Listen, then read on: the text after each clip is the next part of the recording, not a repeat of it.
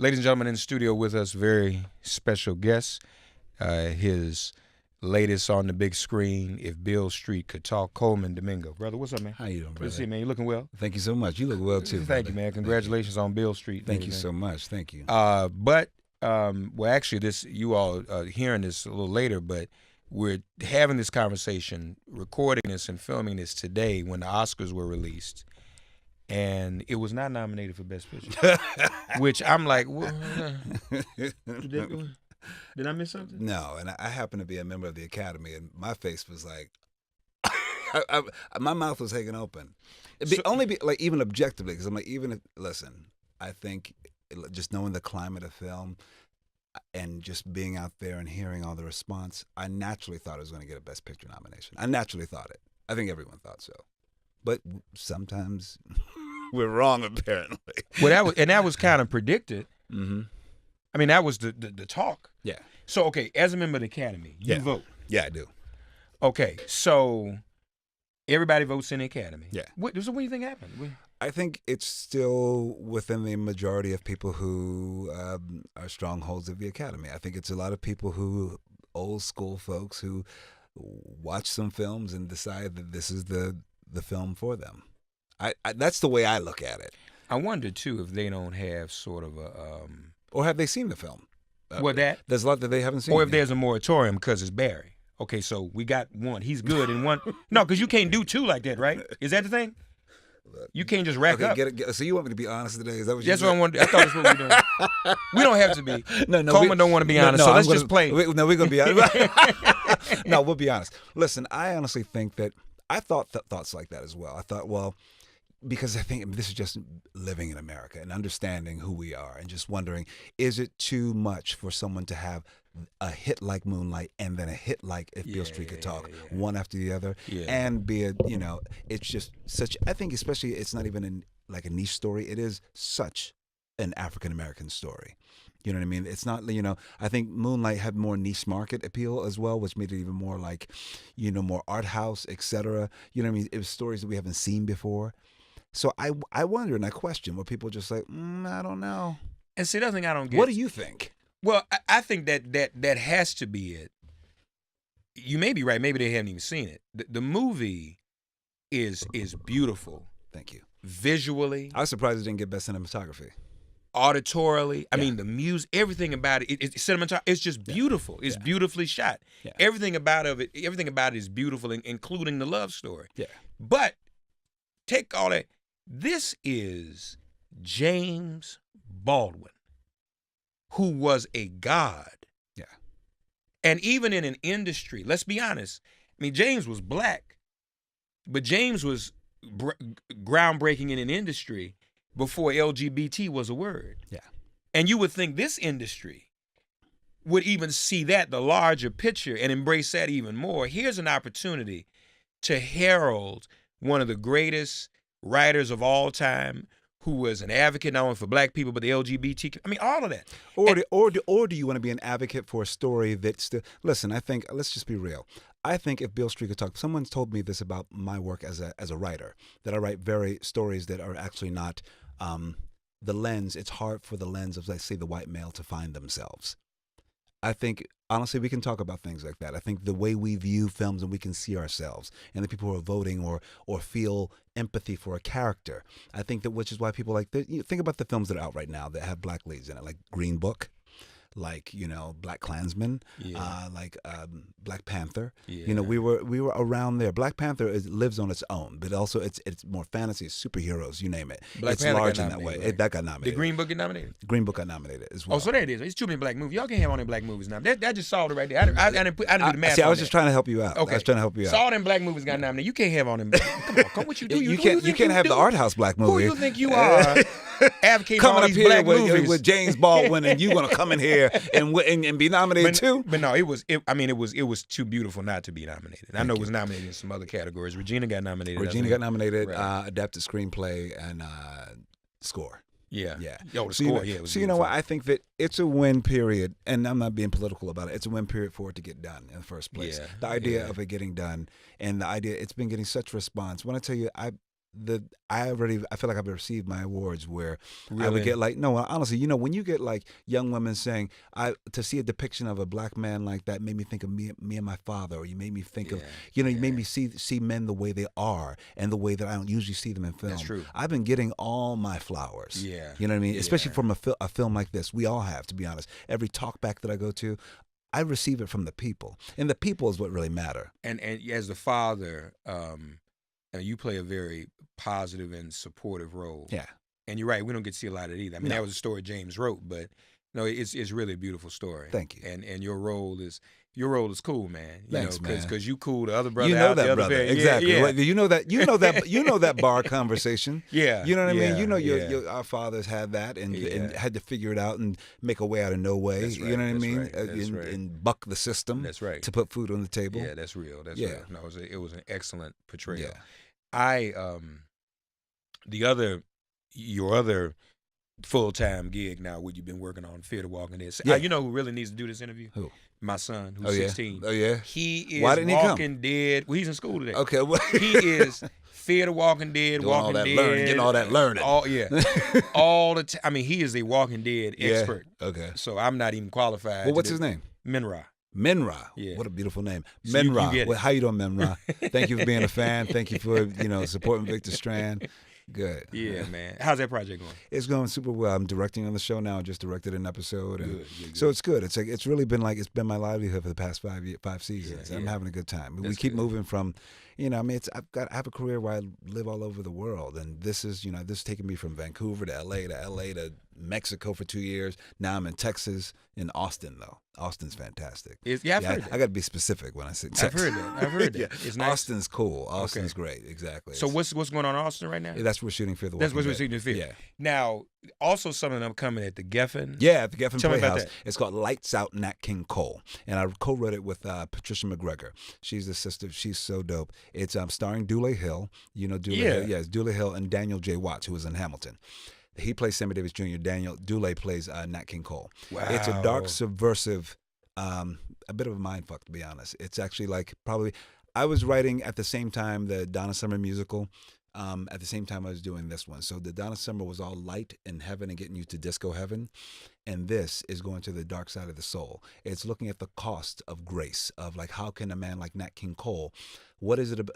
He lived with so much grace. And as I was researching him, he frustrated me. I'm like, you can't tell me that in the eyes of all that you dealt with, that you didn't have any rage underneath you. So I go and dip and find that rage. And the musical turns in on itself. So by the time you hear Chestnuts Roasting an Open Fire, you'll never hear that song the same way Is again. that right? Because you'll look at the cost that it took for a man like Nat King Cole, by being a symbol of such grace, how that is just as so much activism. He's just in my mind, like Malcolm X. Wow. Yeah. Wow. I think nobody ever really equates the Sammy Davis Jr.'s and the Nat King Coles to Malcolm and Martin. But how could they not have some rage? They have rage, but also it's the way they did it. Also it's you need people who are out there and in the face, waving raising a fist, but you also need people raising a mic, and you need people raising a pen.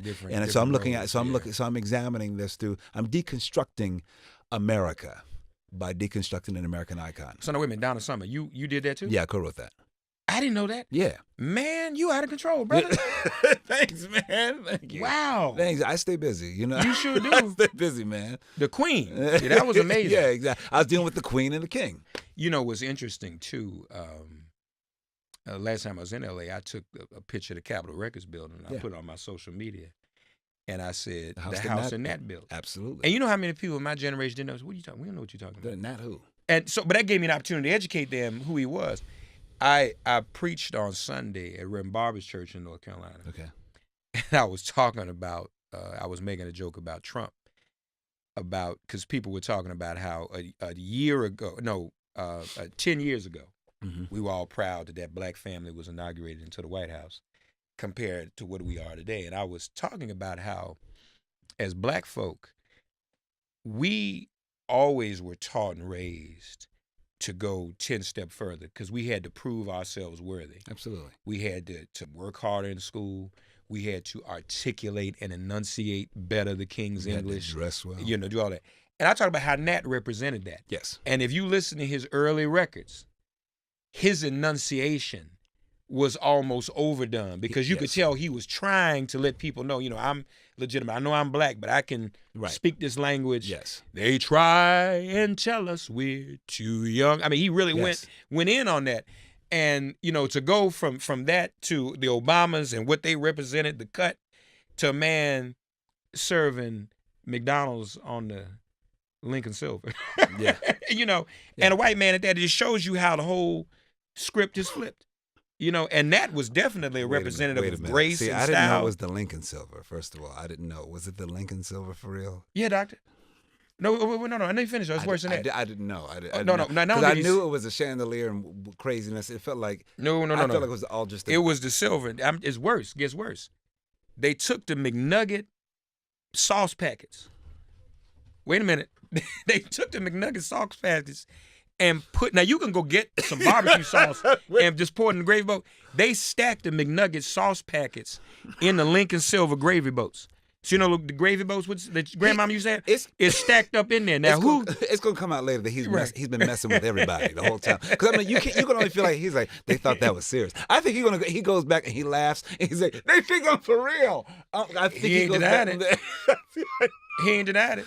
I didn't know it was the Lincoln Silver though. That And just with takes it to a whole other level. Nuggets in the sauce, McNugget sauce, See, and it's so ridiculous. with his coat on. Everybody else can't. Now I come to your house, brother. You take my coat, but you leave yours on. Something ain't right.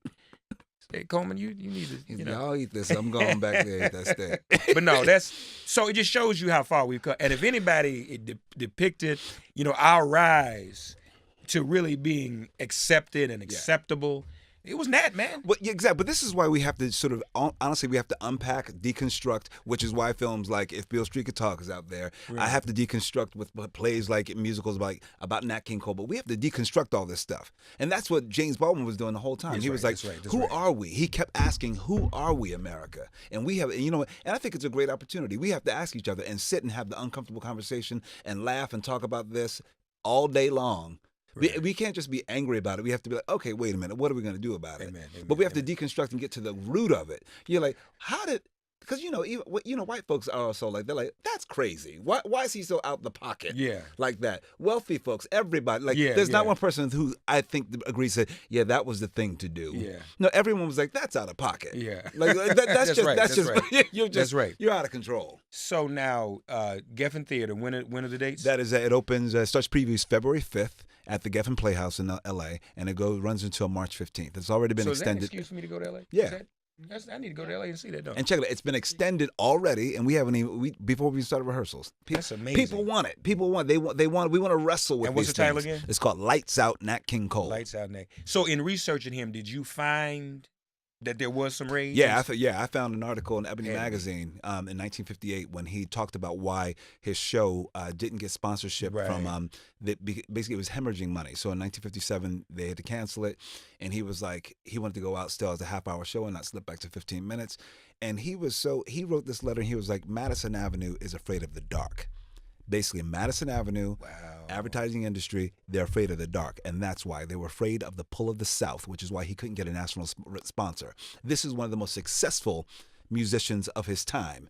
And he could not get a national sponsorship because they were so, whatever. Let's say, I don't know if it's Coca-Cola or whatever, but let's just say major corporations would be like, oh, well, we don't want to offend the South.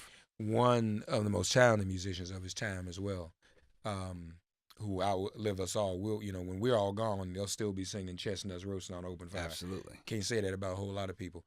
What has Colman Domingo yet to do in your career? What is it that you've not done that you're still looking forward to? I'm looking for it. It's funny because I think it's coming. I think I'm collaborating with an incredible writer. I love humanizing and sort of, I guess, also I'll use the word again, deconstructing these legendary men. Okay. And I think there's one in particular that I'm on the precipice of like really shining a light on his importance to American culture, to the civil rights movement, these are giving you clues. So I ain't gonna tell you who it is. You got to. I can't tell you this. It's a surprise. We're working it out All right black now. actors are required to tell. Because I ask all of them the same question. Yeah, but you'll know soon because we're putting it together. But just think about it. It's a legendary man who does not get the light shown on him, who has been a part of like the fabric of America and who we are. So that's just gonna put that in your mind. But also this is always my final question. Yes, sir. With every black actor, always ask. And now you played Ralph Abernathy. Yeah, I did. Yeah. But I always ask if you could play yourself again.